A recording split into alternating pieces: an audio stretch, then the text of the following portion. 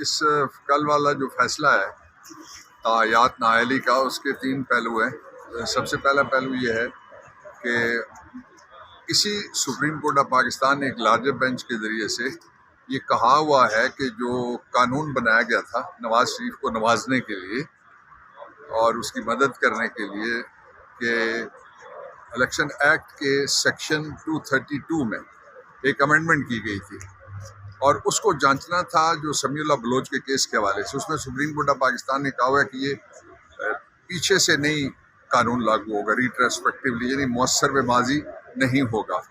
اب یہ جو ججمنٹ آئی ہے، اس کے نتیجے میں نواز شریف کا کیس چونکہ پہلے سے ڈیسائیڈڈ ہے، اس لیے یہ اس ججمنٹ کی بجائے اس ججمنٹ میں فال کرتا ہے جس ججمنٹ کے ذریعے سے کہا گیا تھا کہ مؤثر به ماضی یہ قانون نہیں لاگو ہوگا۔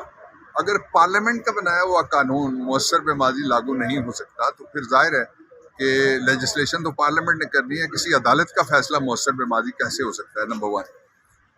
دوسری جو بات ہے وہ یہ ہے کہ اس میں جو جایا افریدی صاحب کا ویو ہے، میں اس کو سپورٹ کرتا ہوں۔ وہ لیگو کانسٹیٹیوشنلی مجھے زیادہ اپیل کرتا ہے، اس لیے کہ پاکستان ایک اسلامی جمہوریہ ہے۔ اس کے اندر جو آئین کا آرٹیکل 227 یہ کہتا ہے کہ جو شریعت ہے، یعنی قرآن اور سنت رسول اللہ صلی اللہ علیہ وسلم، ان کے خلاف کوئی قانون نہیں بن سکتا، وہ چاہے عدالت بنائے، چاہے پارلیمنٹ بنائے، چاہے صدر بنائے آرڈیننس کے ذریعے سے۔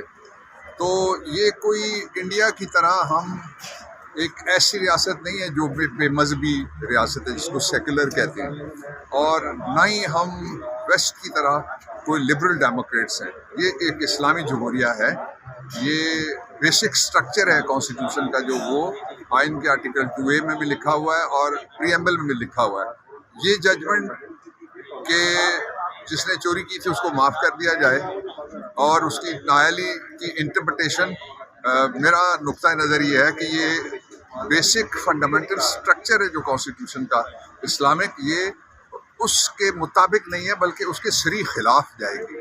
اب ڈیٹیل ججمنٹ آئے گی تو اس کو ہم دیکھیں گے، لیکن ابھی تک جو فیصلہ آیا ہے اس کے مطابق یہ ٹیلر میڈ قانون تھا، یعنی درزی سے ناپ لے کے سلوایا گیا تھا۔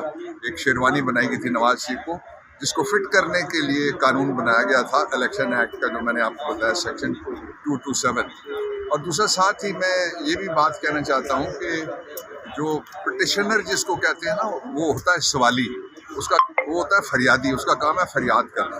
تو اس وقت جتنے بھی پاکستان تحریک انصاف سمیت جو ان کے امیدواروں سمیت اور عوام سمیت جو فریادی ہیں، وہ عدالت کے علاوہ کوئی ان کے پاس دوسری ریمیڈی اویلیبل نہیں رہی، اس لیے کہ جو حکومت آئی ہوئی ہے 5 جگہ پہ، یہ الیکشن کرانے کے لیے بنائی گئی تھی، لیکن ان کا کام الیکشن رکوانے کا والا وہ کر رہی ہیں۔ وہ الیکشن کرانے کی بجائے الیکشن رکوانے کا کام کر رہی ہیں۔